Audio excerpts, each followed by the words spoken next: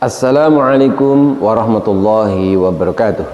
Nahmadukallahumma kama ammartana an nahmad wa nusalli wa nusallimu ala sayyidina Muhammadin wa ala alihi wa ashabihi wa tabi'in wa tabi'ihim bi ihsanin ila yaumi liqa'illahi samad. Amma ba'du. Pemirsa Baitul Jannah TV yang dimuliakan Allah Subhanahu wa taala. Pertama kita bersyukur pada Allah Subhanahu wa taala atas segala nikmat-nikmat yang telah Allah berikan kepada kita. Semoga setiap nikmat yang Allah berikan kepada kita makin menyadarkan diri kita untuk selalu berusaha menjadi hamba Allah yang terbaik, menjadi hamba Allah yang selalu berusaha untuk memperbaiki keimanan dan ketakwaan kita kepadanya. Salat dan salam kita haturkan kepada junjungan kita, suri tauladan kita, Nabi Agung Muhammad sallallahu alaihi wasallam. Mudah-mudahan dengan rasa mahabbah kita, dengan rasa cinta kita kepada beliau, dan dengan kesungguhan kita untuk mengikuti sunnah-sunnahnya, mudah-mudahan kita diberi syafaatnya pada hari kiamat nanti dan berkumpul bersamanya di surganya Allah. Amin ya rabbal alamin. Pemirsa Baitul Jannah TV yang dimuliakan Allah Subhanahu wa taala, alhamdulillah rabbil alamin, kita bisa melanjutkan kembali kajian kita, kajian Kitab Arba'in Nawawi. Pada kesempatan kali ini kita sampai pada hadis yang ke-8. Bismillahirrahmanirrahim. An Ibni Umar radhiyallahu anhuma anna Rasulullah sallallahu alaihi wasallam qala umirtu an uqatilan nas hatta yashhadu alla ilaha illallah wa anna Muhammadar Rasulullah wa yuqimus shalah wa yu'tus zakah wa idza fa'alu dzalik asamu minni dima'ahum wa amwalahum illa bihaqqil Islam wa hisabuhu 'ala Allah ta'ala. Rawahul Bukhari wa Muslim. An Ibni Umar, dari Ibnu Umar radhiyallahu anhuma, anna Rasulullah sallallahu alaihi wasallam, sesungguhnya pada suatu ketika Rasulullah sallallahu alaihi wasallam qala, bersabda.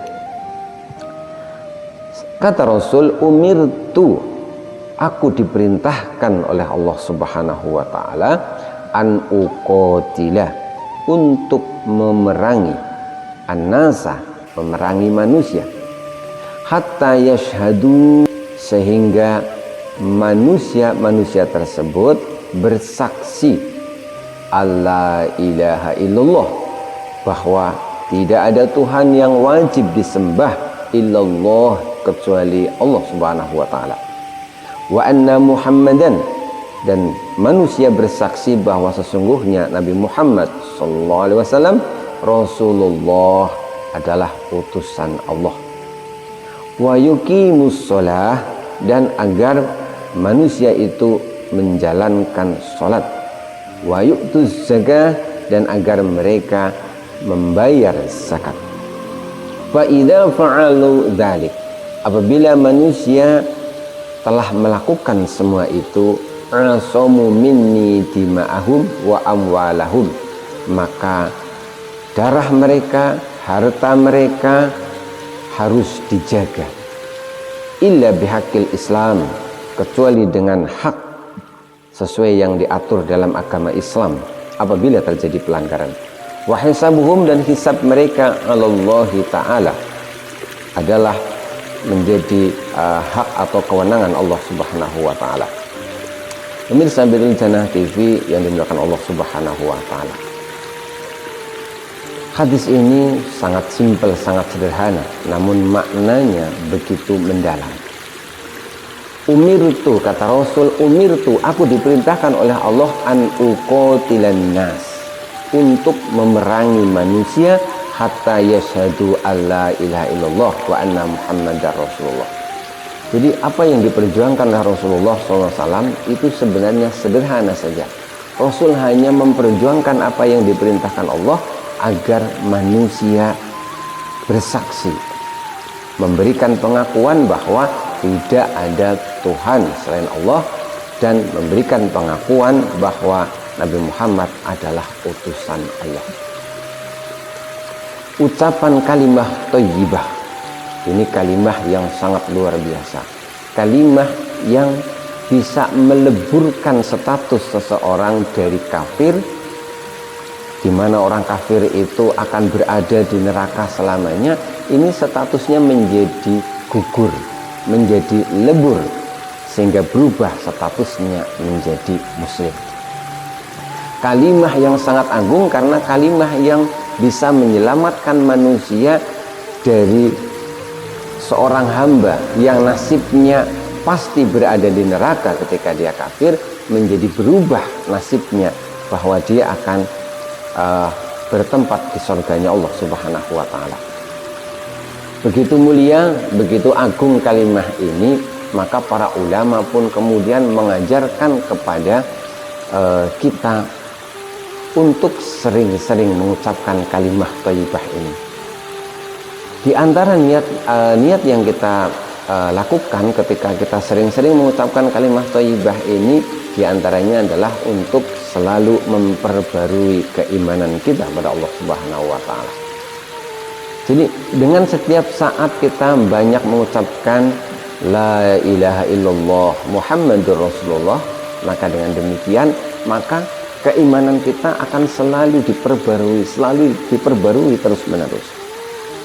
Maka jangan heran apabila para ulama itu membuat banyak sekali tradisi yang intinya di dalamnya sebenarnya hanya mengajarkan, hanya mengingatkan kepada kita agar kita tidak lalai, agar kita tidak lupa untuk senantiasa mengingat persaksian kita tentang tidak ada Tuhan selain Allah, bahwa Nabi Muhammad adalah utusan Allah Subhanahu wa taala. Banyak sekali tradisi-tradisi yang ulama kemudian ajarkan. Misalkan di masyarakat kita ada tradisi tahlilan. Tradisi tahlilan itu sebenarnya sederhana saja, yaitu di situ bahwa orang-orang berkumpul di dalamnya mereka hanya berzikir, dan di antara sekian banyak zikir-zikir itu pasti terdapat kalimat thayyibah la ilaha illallah. Maka sungguh sangat aneh sekali apabila ada saudara-saudara kita yang kemudian mempersalahkan tradisi ini dengan mungkin mengatakan tradisi ini bid'ah dan lain sebagainya.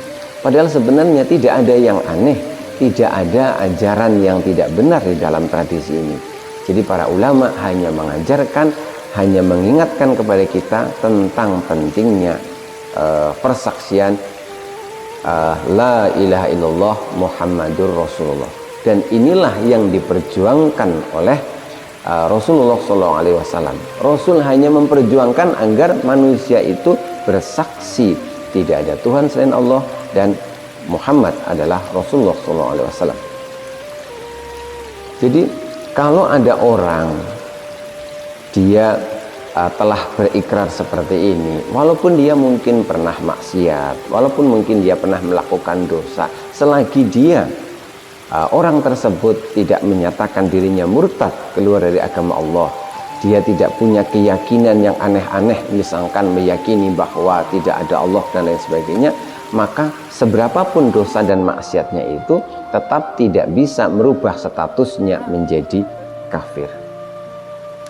Kemudian yang diperjuangkan oleh Rasulullah berikutnya adalah wa yuqimus shalah.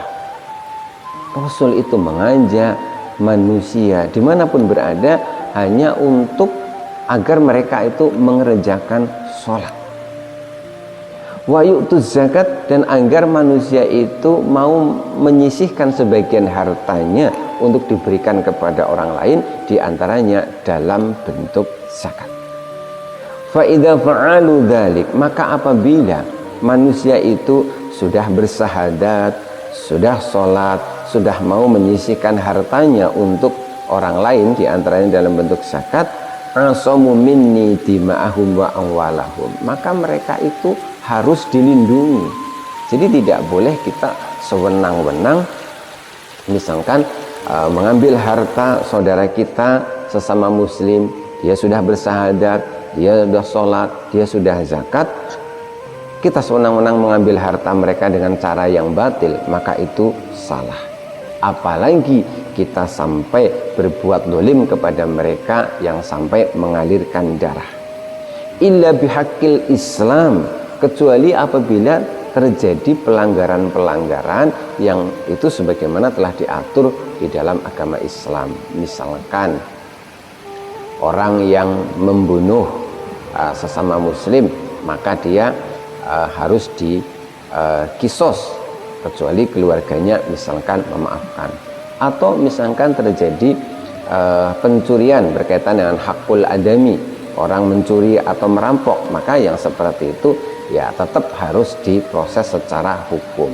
Tetapi dalam keadaan normal, dalam keadaan tidak apa-apa, dalam keadaan biasa-biasa saja, maka kita wajib saling menjaga, baik menjaga jiwa maupun menjaga harta saudara-saudara kita sesama muslim. Wa hisabuhum 'alallah. Kemudian yang terakhir, wa hisabuhum 'alallah, bahwa hisab mereka itu adalah urusan Allah Subhanahu wa taala. Artinya apa? Walaupun seorang muslim dia telah bersahadat, dia telah sholat, dia telah zakat, barangkali dia punya dosa-dosa, barangkali dia punya maksiat-maksiat begitu. Tetapi selagi dosa-dosanya itu, maksiat-maksiatnya itu adalah maksiat-maksiat dalam kategori karena kelalaian, bukan maksiat dengan ketakaburan, bukan maksiat karena dia bermaksud keluar dari agama Islam, maka tetap orang tersebut itu berhak untuk mendapatkan rahmatnya Allah Subhanahu wa taala.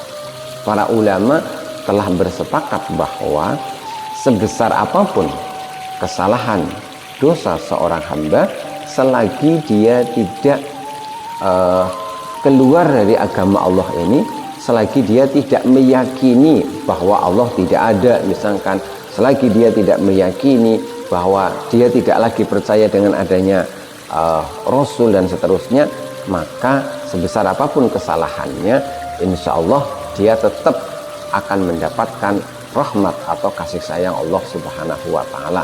Di antaranya adalah mendapatkan ampunan dari Allah Subhanahu wa taala. Pemirsa Bidul Jannah TV yang dimuliakan Allah Subhanahu wa taala, demikianlah Rasulullah SAW berpesan kepada kita. Semoga kita bisa mengikuti perjuangan Rasulullah, bahwa sekali lagi Rasul itu berjuang kalanya memerangi manusia hanya untuk tujuan ini, agar mereka bersaksi bahwa tidak ada Tuhan selain Allah, bahwa Nabi Muhammad adalah utusan Allah, agar mereka bersahadat. Dan kemudian Rasul berjuang memerangi manusia agar mereka mau mengerjakan sholat dan mereka mau membayar zakat. Apabila mereka telah melakukan semua itu, maka mereka wajib kita jaga. Kita jaga jiwanya, kita jaga pula hartanya, dan lain sebagainya. Hadis ini diriwayatkan oleh dua imam hadis yang tidak diragukan lagi keilmuannya, yaitu Imam Bukhari dan Imam Muslim. Mudah-mudahan kajian kita pada kesempatan kali ini bermanfaat. Insya Allah kita akan lanjutkan kembali pada kesempatan-kesempatan yang lain. Billahi taufiq wal hidayah, war ridho wal inayah. Assalamualaikum warahmatullahi wabarakatuh.